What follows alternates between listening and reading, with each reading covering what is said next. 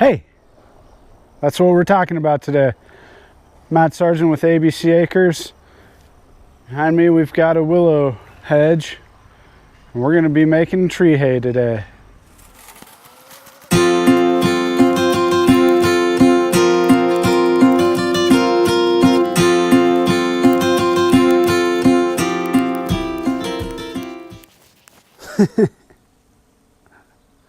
All right, so about 35-40 minutes later, you see I've made a small dent in here. We don't want to take these willows all the way to the ground. We're doing more of a pollarding technique. We've cleared up a bit of a view. You can start to see the mountains. I did want to take a break, catch back up with you, and talk a little bit about what's going on here. Part of why we also stopped at this height is this is our historical stopping height. We don't want to go too low, but if you see closely, this isn't willow. This is a woody rose. And we're starting to get into the rose layer of this hedge. I don't want to take the willow down too much and expose too much of the rose to the sun that hasn't seen the sun, and sun scald it and burn it and kill those plants. So we've stopped there. I will do some more tidying up. We've got the rest of the hedge to go. I just thought I'd, stop and talk. The really cool thing about tree hay, this is what I'm using. There's no specialized equipment needed.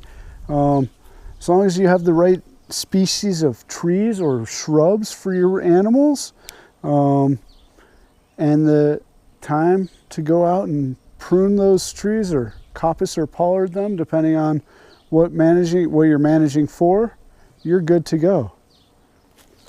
So you can see around me, I've made some sheaves of the willow trimmings. And this is what we will bale, and this is what we'll feed. For our herd of goats, this is probably actually a little much. Probably thin that out a little bit. But basically, the art of tree hay, it's one of the oldest ways of preserving food for the winter for animals. Prehistoric times we didn't have balers, tractors, etc. It was a lot harder to put up grass hay. So people would go out into the woods and collect branches and cure it and let it hang and feed in the winter. Real nice thing about willow as a tree hay is willow's a coccidiostat, or an anti-coccidiostat.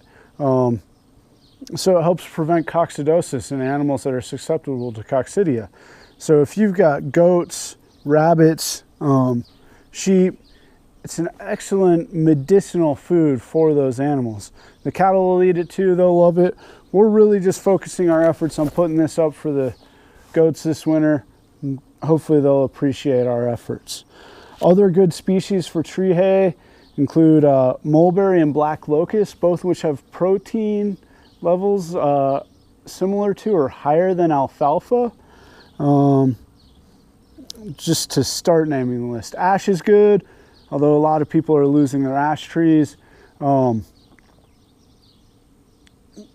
Another big benefit about tree hay is, since it is a woody thing, more atmospheric carbon is used to make this stem here than to make a stem of grass. It takes more carbon to make the stalk of the branch. So we're promoting more carbon being cycled through the ecosystem than just hanging out in the atmosphere. So basically the process is, as we're pruning and trimming, we're making these piles into what we think is going to be about a day's worth of tree fodder. From here, we're going to let it sit for 24 to 48 hours, and we're going to let it do an initial cure in the sun before we tie it up with baling twine and then hang it up in the hay barn. Crucial thing, just like making grass hay, make hay when the sun shines. It's a beautiful day today, but once we get this cut and we're trying to dry it out, we don't want it to rain. So with that said, hope you enjoyed this week's video.